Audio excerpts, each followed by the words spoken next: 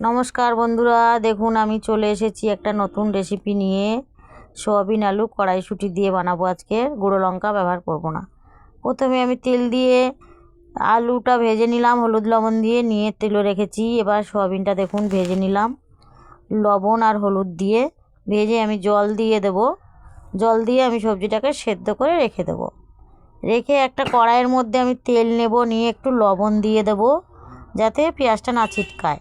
দিয়ে পেঁয়াজটা ভাজতে দিলাম। দেখুন এবার মশলাটা কি দিয়ে আমি নিচ্ছি, টমেটো, লবণ, হলুদ, একটু ধনিয়ার গুঁড়ো, একটু জিরের গুঁড়ো দিয়ে পেঁয়াজটা একটু লাল হয়ে যাবে হালকা, আমি মশলাটা দিয়ে দেবো। দিয়ে মশলাটা ভালো করে কষে নেব। নিয়ে বন্ধুরা আমি কড়াইশুঁটি দিয়ে দেবো ওর মধ্যে। কড়াইশুঁটি প্রথমে সেদ্ধ করিনি। কড়াইশুঁটি সেদ্ধ করলে কড়াইশুঁটি ফেটে যাবে।